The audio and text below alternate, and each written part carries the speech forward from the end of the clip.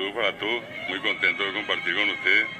Y bueno, antes, en el inicio, quiero aprovechar e invitarles a ustedes y a los que nos están siguiendo, nos ven, estas horas más, 20 horas, vamos a hacer un encuentro de poesía, de cuentos populares de Ocaso Ñamumbeu y música en el Fausto Cultural que está allí sobre Elija, ya en la 1060. Y es parte de una actividad que hacemos con una agrupación en la cual estamos varios escritores. Se llama La Casa del Escritor, Qué escritor lindo. Broga. Sí.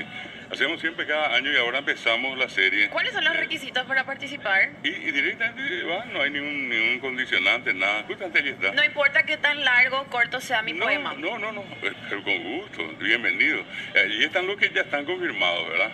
Ahí, por ejemplo, va a estar Miguel Ángel Mesa, que es un gran poeta que escribe en guaraní y castellano, ganó varios premios.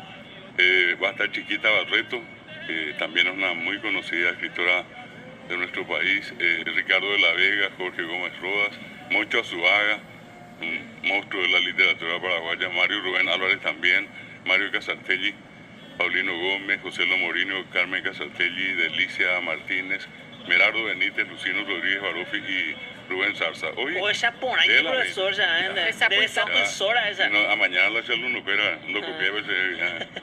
Bueno, y eso hoy es una invitación, acceso libre y gratuito. Va a haber chipitas, un Epa. poco de Qué rico. Ñamocota, sangría, pero ya preguntan acá. ñamocota. Sangría, Sí, dijiste, profe. Sangría. Ah, Todo libre, todo gratis. Claro, más inspiración cuando tomamos Bueno, un por poquitito. supuesto. Y aparte de eso, no va a faltar el tradicional cocido para el que quiera cocido. Ese entra más con la chiquita. La idea es compartir allí en una especie de ronda y van contando los que ya están en la lista y luego se van sumando los que quieran aportar algo.